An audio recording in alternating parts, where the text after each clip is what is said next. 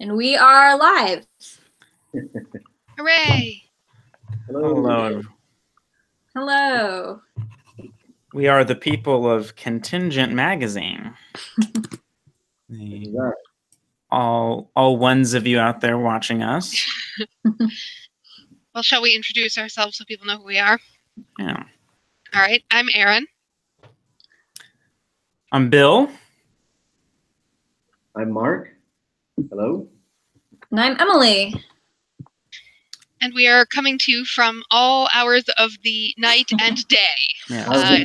It's one day for some people, it's another day for others. So yes. So Marc what time is it where you are, Marc? it is 6:30 a.m. Here in New Delhi, India, where it is a cold 45 degrees. So yeah. Yikes. Yeah. Well, so we have taken a bunch of questions from people, and because we're very organized, we have organized them into kind of conceptual groups. So I think we're just going to go through these little groups. Yeah. I think one of our questions was, what is our budget going to look like? We're initially asking for 18,000 just as kind of initial startup costs. Put out stuff in March. Our goal is if we raise 18,000 by February 1st, then that'll allow us to finish designing the site and put out an issue in March. We say issue, it's not going to be the sort of deal where it's like everything comes out one day, but it'll come out throughout the month. That being said, down the road, we're looking at a budget that'll be something like 18,000 a month. And that covers all the kind of operating expenses, our, web designer, communications, paying our writers, which of course is a big thing for us, and paying ourselves, editorial staff as well. I guess something to know is that the editorial staff, we're working for free through March, but we are paying other people who we brought on board with us. And I think something else is if we, the ultimate goal is to have a budget of 18,000 a month, and maybe that we don't quite have that much at first. And so we might have, just not as much content the first couple of months and ramp up to that. This goes along. Yep. What did I leave out? Well, one thing a lot of people asked about and have been asking about since the start is whether we will have monthly donations instead of just lump sum donations. The short answer is yes. The more complex answer of why not now is a couple of things. Number one, we didn't feel comfortable asking for monthly donations until we knew that this would actually even have a first month. And also, we essentially needed to know we could raise the 18,000 to build the website and put the first issue out. And so we kind of needed the lump sum stuff at the beginning. But many of you have asked about this and have said it would be easier to give over time. Our plan is as soon as we have gotten to the 18,000 mark and know that the March issue is going to happen, then we'll create, the possibility for monthly giving. And you can. So if you've given kind of a little at the start and you wanted to become a monthly giver, to give a little every month, you can absolutely do that. So many things can happen when we get past this first hump. Yeah. And what I'll add is another question that we've gotten related to this is, why do you need this money? What is this money going towards? And so, if you go to our website, the third sentence listed on the first page is that historians should be paid for their work. That's a guiding idea behind this project, and not just historians who are writing for the site, but people that are doing skilled work, are doing very expertise work, they should also be paid for their labor. That we're not paying people just in exposure or something they can put on a CV or as part of their reel. Like everything from our website to our logo. Like our logo was designed by a former student of mine, an undergrad at the University of Connecticut, and we paid her for her knowledge and expertise of graphic design, and the feedback we've gotten from people how much they love it. I think it would be it's not just that we can tell her, oh, it's great that people love the design, but also that we're able to know and to it means something to us that we can pay her for the amount of hard work that she put into an incredible design. So every people that are doing all this work for the site, whether it's a writer, a researcher, designer, they are being paid for their work. And the only unpaid work will be the editorial staff for the March issue. That's Erin, Bill, and I. So, we're willing to take that, to not, we're willing to do for less there so that our contributors and writers can be paid for their initial submissions. And, that 18,000, if we're not getting that, that means we're going to put out less work. That means there'll be less content, there'll be less great pieces. But we think that, we're very confident about hitting this initial 18,000. And then we think once people see that first March issue, that the $18,000 operating rate for monthly, continuing monthly issues, we think we'll be able to do it. Yeah. We think that you get what you pay for, right? I think often when we come out of academia, we're used to a lot of stuff that's quote unquote volunteer, as if any work is really ever free, right? There's always some cost of some sort. And so, yeah, we're going to put out something that is going to require a good deal of work. And yeah, the more we're able to raise, then the more we'll be able to, put out down the road when we're fully operating on our kind of full budget. As soon as that happens, we're going to hire a review editor, for example.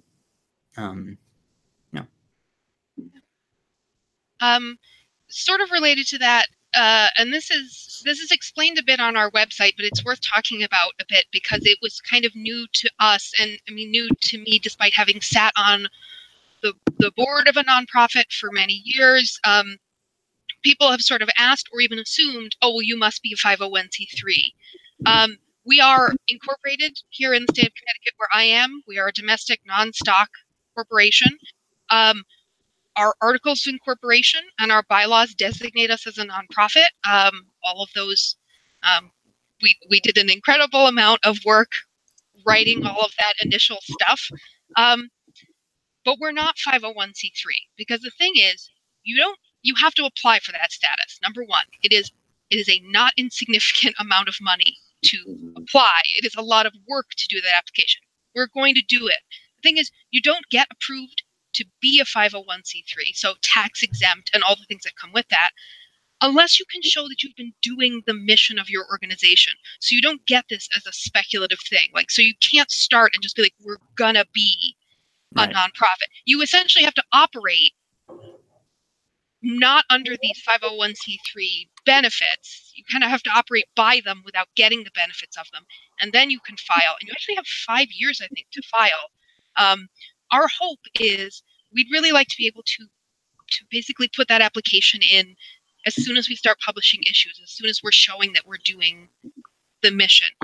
That being said, in a very practical sense, frankly, you're lucky we even have an employee identification number because we can't do any of this as long as the government is shut down. No matter what we wanted to do, it's not really going to go through. So fingers crossed, by the time we put our March issue out, we can do that. I hadn't thought about that. If we'd waited just like a couple of weeks, we wouldn't be able to have a bank account or. Yeah, no, I was watching a thing on like contractors who were trying to figure out what to do because they were government contractors. Now they don't have anything. And this one guy was like, I got an independent job laying cable, but I can't get an EIN because that's not an essential service.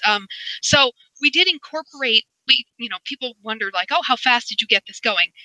Bill and I started talking about this last June. We incorporated in October and slowly like worked on all of this kind of stuff.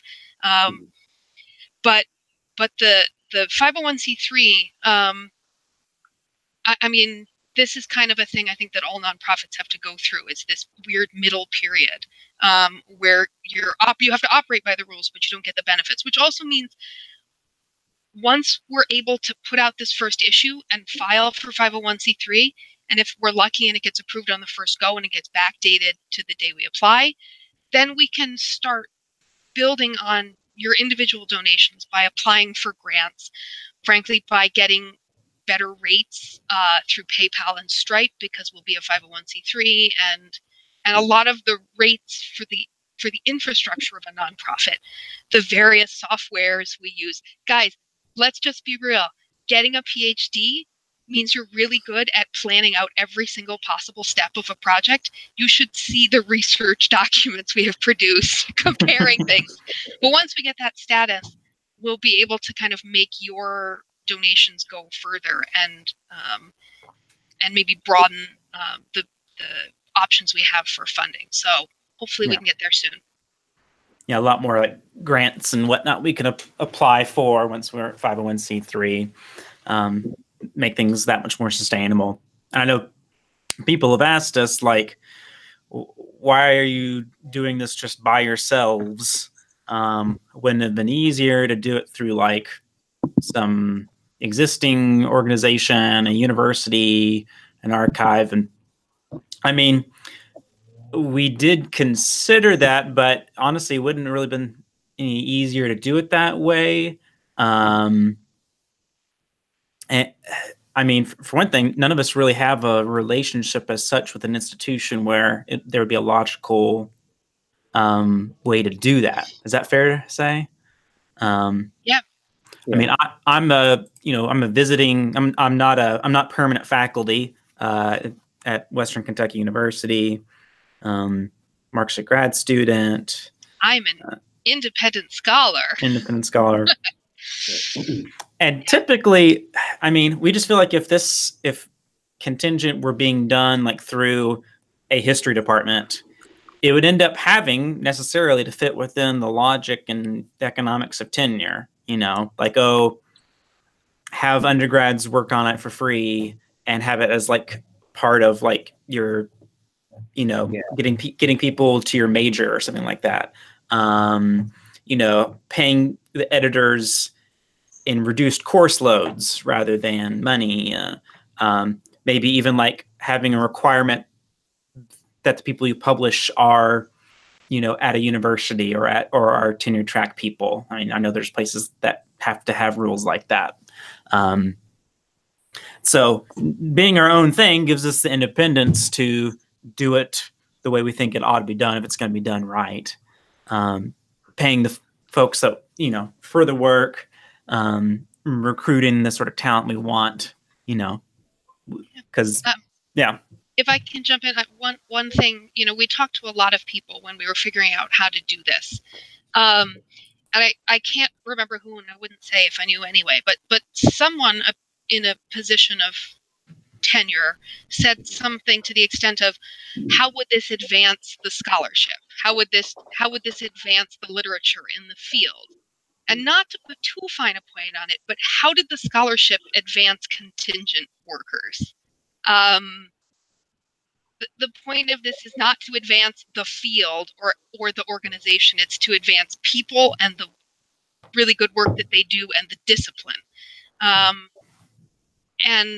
in essence, a lot of what we want to do runs very counter to the logic of the university, which is why this needs to exist, and it's why it doesn't exist already. And we had to, as Bill said, if we don't do it, no one's going to do it for us. So, yeah, I'll just add that, to give people a little bit of the backstory. Like, I think Erin, Bill, and I started Skyping about this project in September, and really we spent a month or two debating this. Should we be affiliated with the department, with a humanities institute, with a center? We kind of looked at every possible way to link up or collaborate with some other entity, and really we just nothing stood out as like the perfect fit. And I think we also were just kind of more thinking this could stand on its own. This could be its own enterprise. We don't necessarily need a backer or a donor, because we think once we develop this and people see what it is and its capabilities, I think that it can exist on its own. And I think we started off thinking this would be independent, if not mostly independent. And I think everything that we kind of threw at it just confirmed our original assumption. And I think it makes sense to do this in a more nimble and flexible way than, the university does provide some protections, but it's also, an old institute that has trouble adapting to the 21st century. And I think that's, if we're trying to model new ways to do things, this is a real-time experiment. So I mean, also the other thing is don't tell us it'll be too hard for us to do. Like, the people who said that to us kind of ensured that we were gonna try to do it. yeah. And so, frankly, I mean, I didn't think I'd ever have to know this much about nonprofit law, or have such an intimate relationship with the Secretary of State of Connecticut. But I've treated it as a new literature I had to learn. When you start a new project, you survey the field and you learn the lit, and you're not always going to nail it all at the start, but we're learning it, and we've put a lot of work in to make sure that we do it right. I can guarantee you I am waking up with stress dreams almost every morning about this project, if that is reassuring. What else do we have here? You have Big Red. Yeah. So do we want to move on to talk a little bit more about the content? Yeah. Which Yeah, is the fun stuff. Yeah, no, this is the stuff we want to get to, and we know that people want to get to. I mean, the money stuff is important, and I want you to trust that we know what we are doing. So one thing that people have asked is sort of, or wanted to triangulate, is how the content is different from what's already out there. Why do we need to exist, essentially? And there are lots of great history sites putting out really good work right now. Some that are kind of functioning independently, some that are kind of affiliated with archives and universities and centers and things like that. And there's also a lot of history being published in more mainstream publications like The Atlantic, where, having someone with a PhD like Yoni Applebaum has meant great things. But there are some things that kind of taken all together make us distinct. So number one, we are committed to paying everyone. And in a very blunt way, the content we produce will depend on how much the public is willing to pay. This isn't something that all history sites can do, and that's kind of understandable. It's not something really that even large newspapers are willing to do. Some of the most prominent places for historians to publish their work in very prominent newspapers are still unpaid. We don't think that's what we want to do. We want to pay people. We're also not going to be focused on a particular theme or country, region of the world, or time period. So there's lots of great sites that are, thinking of some off the top of my head, things like Nursing Cleo and Lady Science, that publish a lot of awesome stuff, and you should absolutely read. There's a wonderful piece on Nursing Cleo today about Hallmark Christmas movies. But they focus in sort of particular areas, and we're going to attempt to be a little broader. The thing that I think is most interesting to me, and the thing I'm most excited about, is that our content is going to emphasize how history gets done. So we kind of want to pull back the veil, let people see how the sausage gets made, not just for a transparency's sake, which is important, but also because we think it's really important for the future of the discipline in general. It's really frustrating whether you're a historian working inside the academy or out, to hear people talk about doing history in ways that are either willfully misleading or just ill-informed. And I can give you an example of how difficult this is. So obviously, around this time last year, I published a little piece about why I was leaving academia. People read it and they had some thoughts.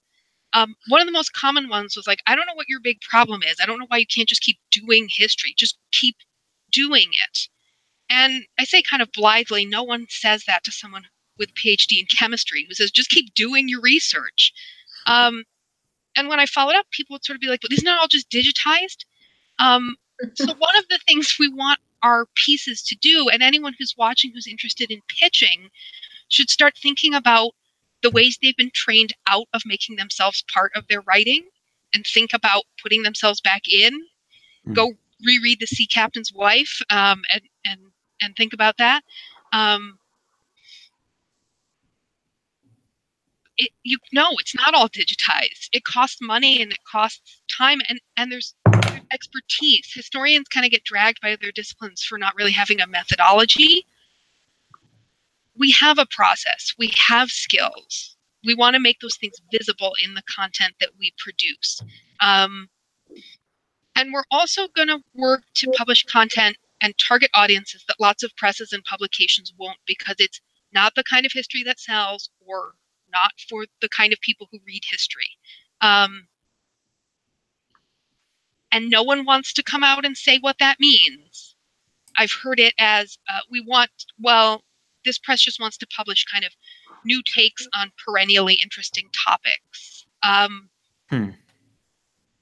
There's so much more. I mean, this is the AHA's big thing. Everything has a history. We think every kind of history is worthwhile. Even people like my dad, who would be sort of the prime target for another biography of Andrew Jackson, would much rather read a story about canal building in the 19th century. The number of times I have to have a conversation with someone who tells me that people like me don't do history, and I am like, I am literally me. I don't know what to tell you. So we're going to try to make a really explicit case to people who are often told that history isn't for them. There is nothing more invigorating and heartbreaking than to have a student in your history class say, oh my God, I didn't know that this was for me. Of course it's for you. And we don't, in a sense, we're going to publish what we can pay to publish.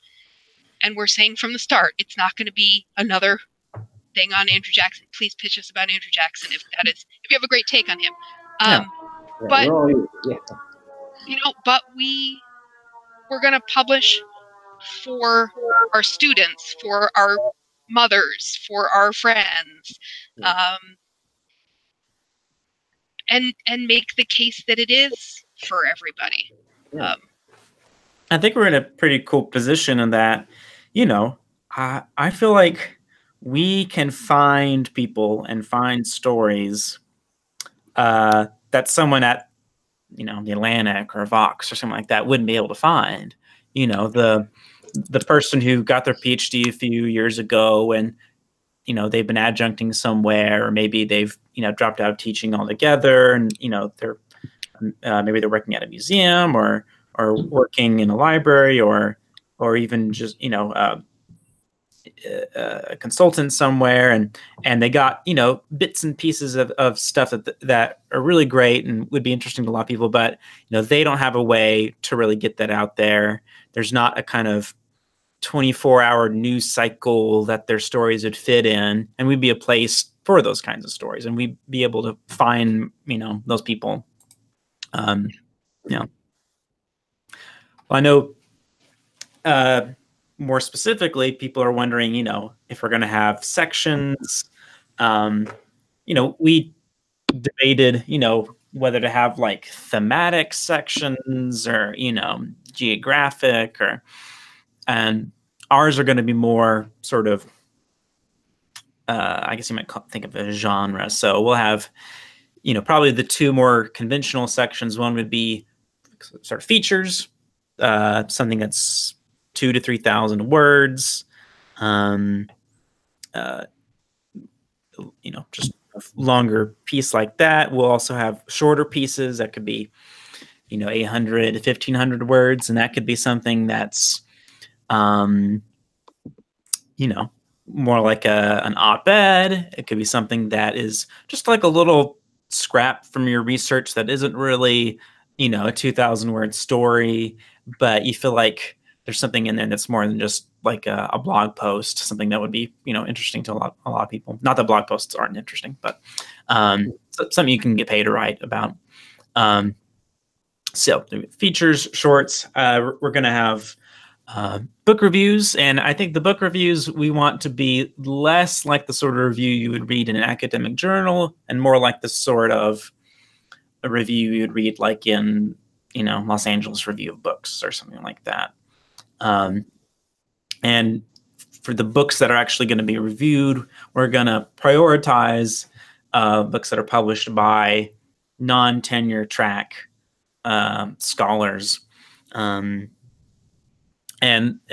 little books that maybe don't get as much a big splash from places like LARB or NIRB or any of the other big review sites. All the herbs, so reviews. We're gonna something that is probably the hardest to explain. I think it'd be really fun is we're gonna have a section called field trips, and field trips are pieces that the goal is to demystify the work that historians do, and that we think of it as like Mr. Rogers goes to the crayon factory, but it's doing history and not making crayons. Everyone knows that reference, so yeah.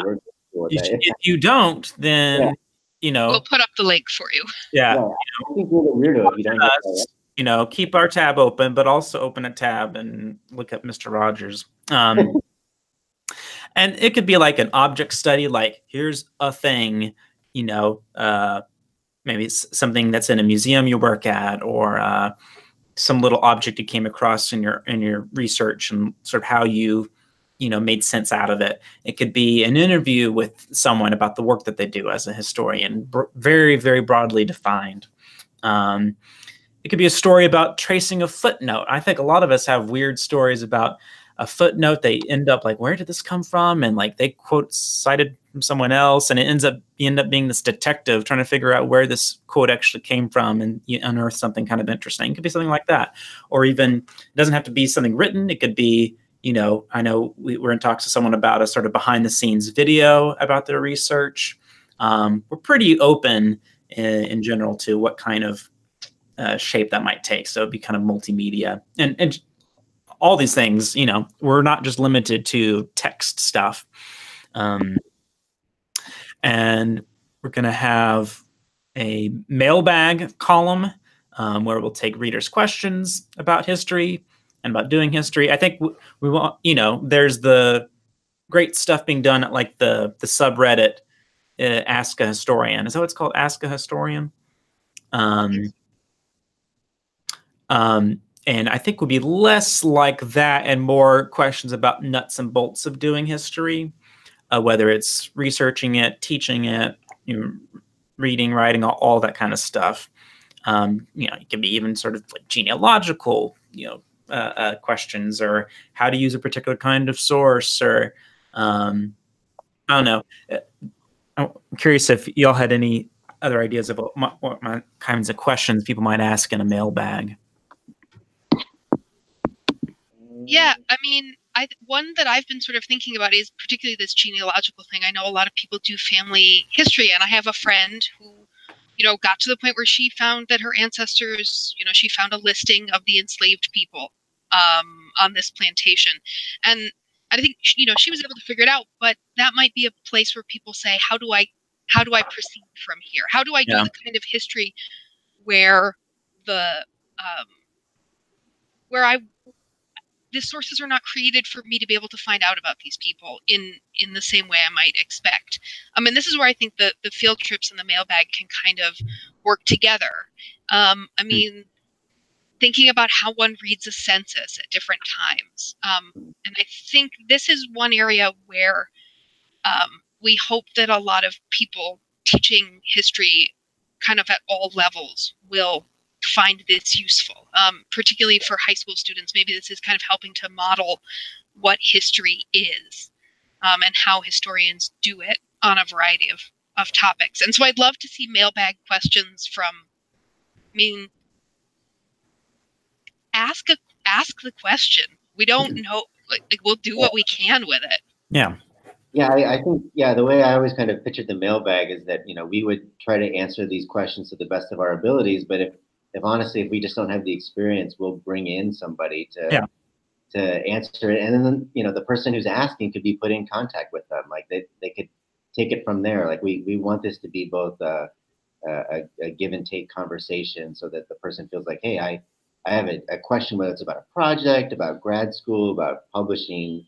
We're trying to meet all those questions, and then we'll answer them. But at the same time, it's a chance for people who read the site who say, well, I know I can answer that, or I'd be happy to speak to that person. Like we kind of want that to be not just someone talking to us and then us talking back. We want it to facilitate a larger conversation. Sorry, what were you going to say, Erin? I was just going to say one thing that I think is important to that, because I don't really think we had planned to talk about it anywhere else, but I think it is important to say we will have citations. It is going to be important for us to have citations, and Emily is doing the good work to figure out how we do it best and make those citations really accessible, which means even if you're not the subject, your book might be cited. Your archive is going to be linked to. That, we're going to put right there on the page the thing that we all lament nobody ever looks at. So we're really trying to take all of the things that are important to the way we do this job and make those things visible. The ivory tower is a myth anyway, but we're going to kind of Kool-Aid Man style. There is no way to avoid the scholarly apparatus, all the stuff around it. We're going to try to make citations, if not cool, tolerable and important.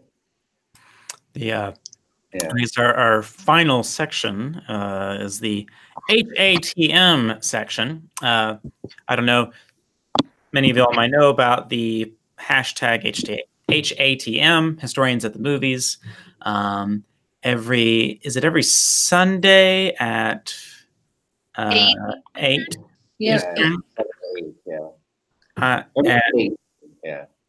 But our beloved friend Jason Herbert created this several months ago, and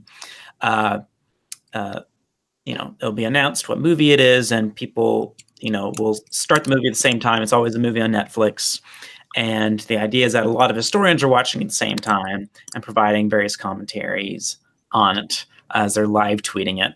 And so we've struck up a partnership with Jason, and he will give us access to the vaults, access to knowledge of what movies he's going to pick in the future. And we will commission a weekly column about the movies, so that when the movie's done, you can then go to Contingent's site and see what some other historian has written about it, having thought about it some. That is something I think will be something that if we're operating on a smaller budget, we might not be able to do that straight off, though we are going to do it in March. But there might be a little break depending on how quickly we're able to get to our end goal monthly budget. But it is something that we're going to do once we're fully operating. Yeah. And then just sort of to as Bill laid out sketched out the sections of the site, we've gotten this question, what are you particularly excited about publishing through Contingent that maybe you couldn't do through another site, or can you give us a taste of future articles? So, to add on to Bill's point, like we are going to publish, text articles, but we're also looking for analysis of non-text sources. work on material culture. We have a photo essay. So people that want to use a photograph or want to use a video or an image or a piece of artwork as a means to discuss and Contingent. We're excited about using visual media to write about on a history website, and just to tease a future piece. We have a photo essay from a historian who's taken these very haunting, moving photos of the area that she does research on, and they're beautiful. They just provoke so many feelings and emotions, and I think sort of challenging historians. I mean, people I think are already thinking about this, but they don't really have the avenue to devote an article on sort of a non-text source, and we want that to be the beginning of more non-plain text pieces. So I'm a big comics person. Comics are mainstream culture now. So if you're a historian or a scholar that can illustrate, turn your work into a graphic novel or find an illustrator. If you're into graphic design, if you want to do a photo essay, if you want to, just like everybody else, we listen to a lot of podcasts, and we'd like there to be, a limited podcast series or video series or animation. If you're into 2D or 3D animation, or if you're, a budding filmmaker and you want to, turn your historical project into a short film, let us know. That's the kind of thing we want to. We want this site to be a hub for, is great articles, great text, but also just different ways of doing history. And to go back to something we kind of said a little bit earlier in this section, it's been really rewarding to hear teachers of all backgrounds, of high school, of middle school history teachers saying, oh, I can't wait for this thing to be operational. Can't wait to use this in the classroom, especially if we're doing more than text, if we're doing comics, if we're doing photo essays. I mean, it's been really, to go back to that history is for everyone. I think, this is a way to, we've just heard from donors, from friends, family, I can't wait for my teenage son to see this site, or I can't wait for my students to see this, because I think we're going to, again, we're trying to model best practices. And I think you can do that. I mean, our inclusive ideas, I think, extend to more than just who writes and what we'll be talking about, but also who reads it. And that's, I think you'll see that that's also true in what we publish. Yeah. Can I just pop in with a line from, so if you're on our website, we have some testimonials from people in a variety of places. And it just made me think of Michelle McCargish wrote just a really wonderful testimonial, but she had a line in it. There's concern that people outside the profession have no interest in history, or that they find it boring. I don't think people have lost interest in history. They've lost access to history that excites and engages them. And I think that we're just trying to provide more access to more kinds of history that can engage more people. Now, another question we've gotten is, who can pitch? There's a lot of thirsty people out there. They want to obtain that grain. What are the other ones? Anyhow, who can pitch? Well, I mean, we're open to pitches from anybody. We are going to prioritize pitches from people who have completed postgraduate work in history, are not working on the tenure track. So someone who's got graduate degree in history, but they are adjuncting or visiting faculty, or in some sort of position other than I think that they expected they were really training for, outside of the tenure track professoriate. People who are museum workers or librarians or park rangers or, high school teachers. Those are the people who will prioritize. That being said, yes, we will take pitches from grad students and, we will consider pitches from tenure track faculty, I think. But I mean, part of it is it's in our bylaws that a majority of our contributors are people who have advanced degrees in history and do not have tenure track jobs. So we have to stick by that, or the Secretary of State of Connecticut will, yeah, we'll be in trouble. We're breaking the law. We do want to make sure, though, that when we say people who have completed postgraduate work, we don't necessarily mean you have to have finished that PhD, because we know a lot of the attrition in this process is people leaving when they're ABD and people sort of leaving in the middle of grad programs. So so this isn't just sort of you have to have that. We're not going to ask to see your diploma. God, I hope nobody asks where mine is. I don't know where it is. And I think one of the most important things that is actually finding the people who are very much outside of this network. Bill said there's a lot of stories buried on hard drives. A lot of people who have advanced degrees are working in fields that have absolutely nothing to do conceptually with the work they did in grad school. I mean, one of the tough things for me when I decided I was going to stop trying on the tenure market was it's sort of like I was literally working on a book chapter when I kind of got the email that put the nail in the coffin. And what do I do with all of it? And it's, I think, and I got a lot of messages from people who are like, I still don't know what to do. I've never deleted anything. I still have all of my books, but I can't look at it. It's too difficult. And I got a lot of people, frankly, from within academia saying, well, you should still publish. You should still publish. I don't think that there should be anyone who hasn't kind of found a place in the tenure track professoriate should feel any impulse to put in the time and labor to publish something in a paywalled journal that they can't even read. And that's painful. And to ask people to do that, I think, is a little much. We'd like to provide maybe a different way for those people in particular to have good feelings again about all of that good work that they did. And we should also say that, we define history broadly, liberally.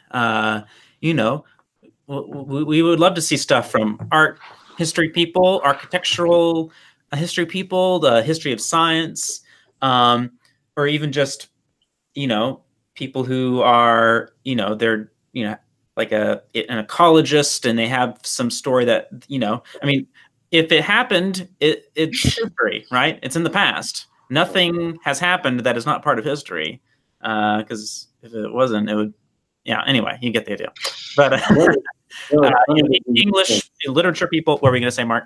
I was going to say, Bill, it's funny that you mentioned ecology, because Contingent magazine is planning to publish a historical survey by an ecologist who, who just, she studies these islands in the Indian Ocean, and nobody told her that she needed to know the history, like 300 years about these islands, but she just kept finding it fascinating. So she's like, oh, that happened in the 19th century. What happened in the 18th century? And so on and so on. And her advisor kind of like, why are you doing this? You're not a historian. But she ended up doing the work of a historian because she found it fascinating. These are stories that, I saw her deliver a paper on it, and all of her aside stories about her research was what really excited her. And I said, oh, if only there was an avenue for you to tell these stories that you clearly enjoy telling, and that bring so much joy to you. And it just made sense that, like, look, people are doing history in all sorts of disciplines, and you may not think of yourself as a historian, but the story you have to tell is one, and that there should be a place for people who are doing history of music, and history of architecture, and history of sound, and spatial history, that stuff that older organizations are just struggling to get their arms around now. That could be, we're open and game for that at the beginning. You don't need to convince us that what you're doing is worthwhile. So I mean, we get this big question, who can pitch? The other one we get is when we can pitch, or when you can begin pitching your submissions. And our rule has been that once we raise this initial 18,000, by hopefully by February 1st or earlier, if you're feeling generous, if this live stream has convinced you to run to the website to donate, I should look and see if we have gotten. we will open our submissions process as soon as we raise that 18,000, hopefully by February 1st. See what else goes. Yeah.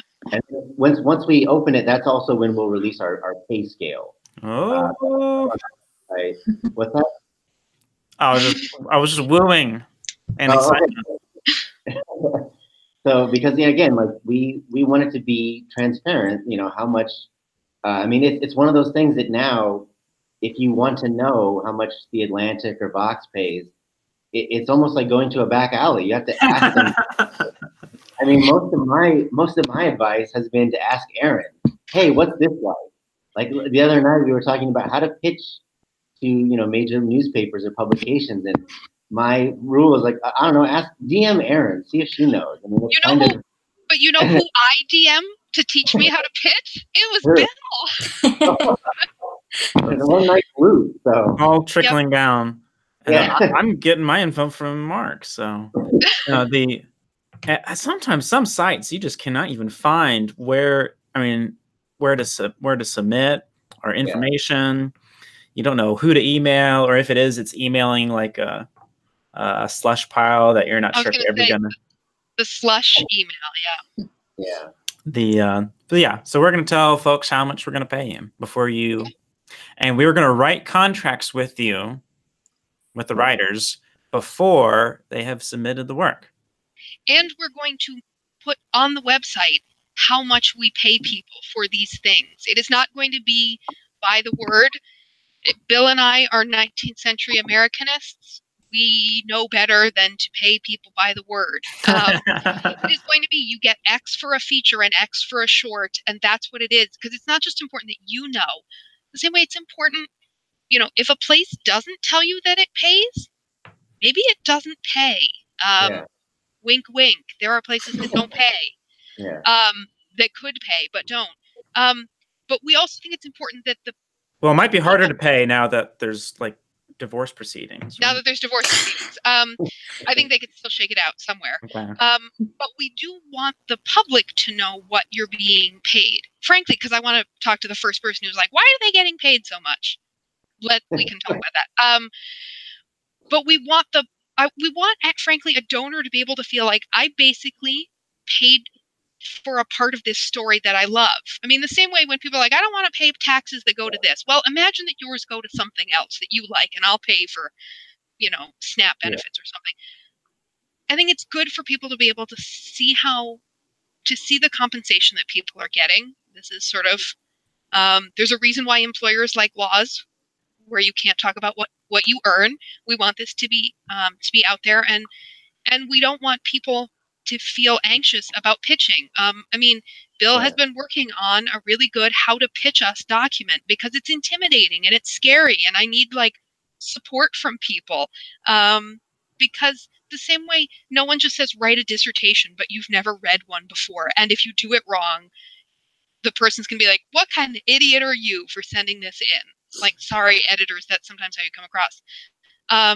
So this isn't necessarily a form that everyone is going to know, and you're going to have to learn how to do the form, but we're not going to make it opaque. And I think that's part of this larger issue, which is kind of the support needed for adapting to a general audience, which is kind of a larger question we can get into here. There is considerable editorial labor involved, but it's going to start with the pitch itself. And that's why I mentioned the thing before. I saw something on Twitter earlier that said that the reason why academics write in such tortured language, which I think is a problematic statement, is because we're writing for people who are ready to tear us apart. And it made me think about when do I tell stories the best? When am I the most confident? And when do I use the least hedging language? Who am I talking to that I'm not terrified that they're going to tear me apart all the time? My students.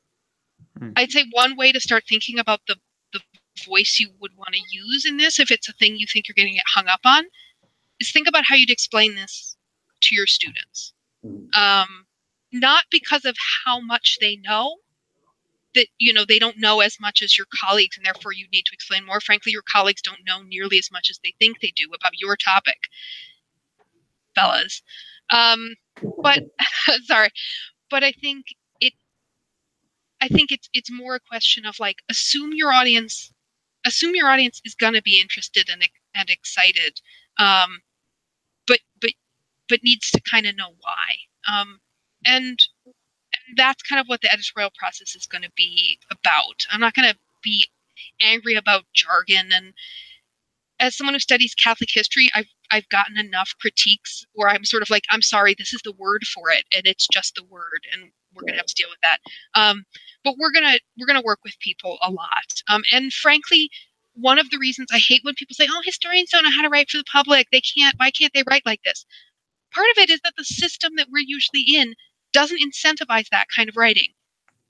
It doesn't reward you. I mean, that's the thing. I wrote a piece for Made by History with my other friend Bill, not this Bill, and it was all like, "This is great. It's for your CV." It doesn't do anything, and we kind of should have known it doesn't do anything.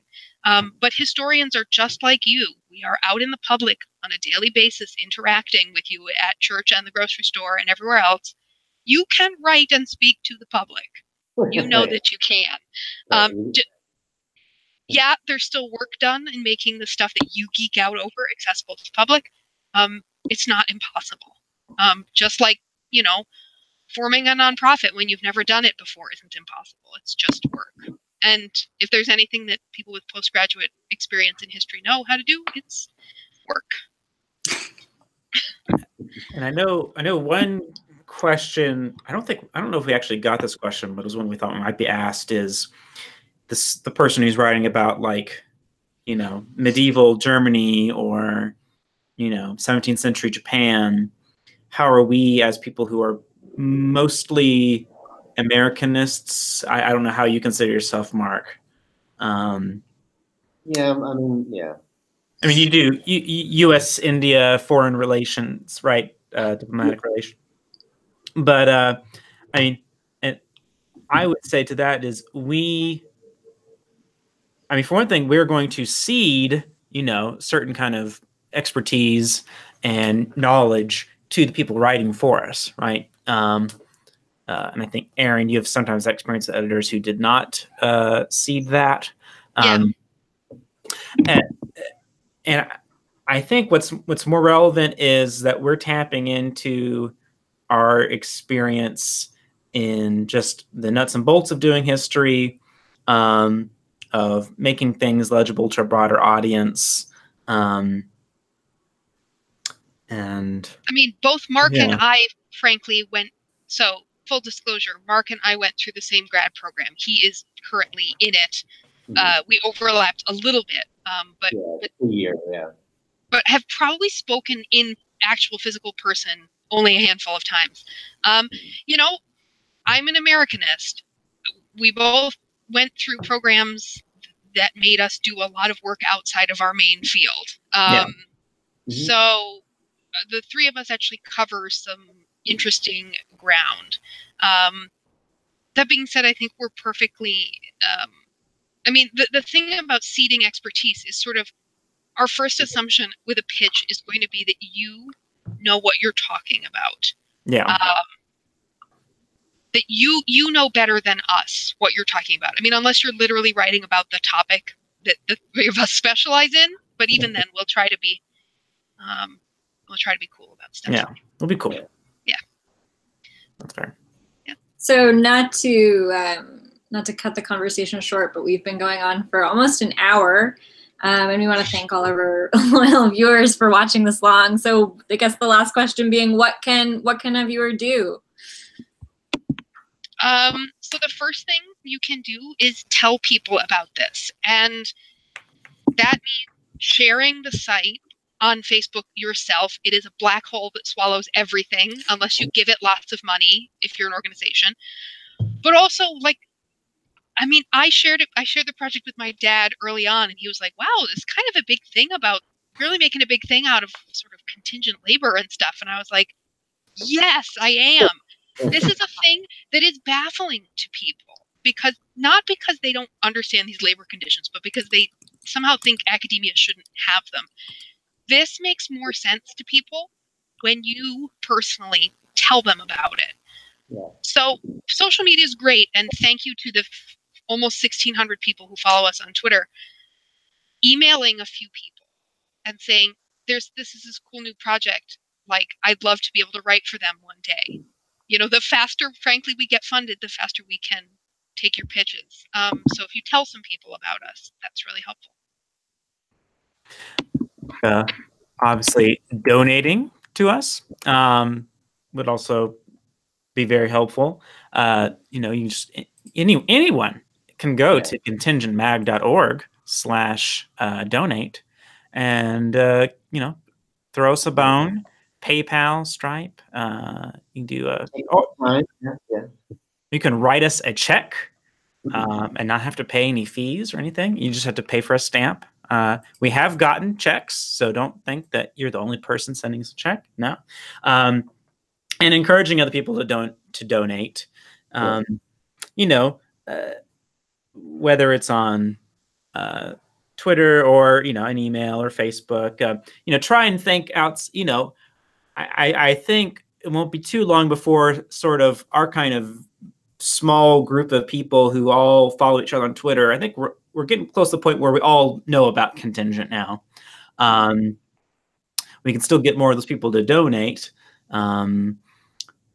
but also trying to reach out to the people who, you know, don't follow all the Twitter storians, people who are, you know, just your friends or family, and even people who, you know, there's a lot of historians who are not on Twitter, who are just, you know, teaching, just working, you know, don't really do social media. Probably writing and doing other stuff. And, you know, just let them know, hey, you know, this is something that, you know, I think is important, and I thought you should know about it. Another thing we didn't think is we are collecting testimonials from people. Erin mentioned earlier, Michelle McCargish's. If you would like to share with us just a little paragraph about why you support the site and how your support for that site, you know, support for Contingent is shaped by your experience, you share that with us so we can, you know, put it out in social media and put it on our website. You can go to contingentmag.org/testimonials. It's up there at the very top of the site too. If you just go to the landing page, and you can look at some examples of what people have written, and those help us out too. Yeah. And I'll just add into that, you know, we've been really touched to see, you know, the people who have been tweeting saying, you know, I just donated to contingentmag.org. If you donate, you know, a certain amount, you know, $5, $10, $15, I'll review your syllabus for the semester, or I'll review, so I'll copy edit some writing you're doing. Like that's so cool that people are taking it upon themselves and saying, like, you know, I did it.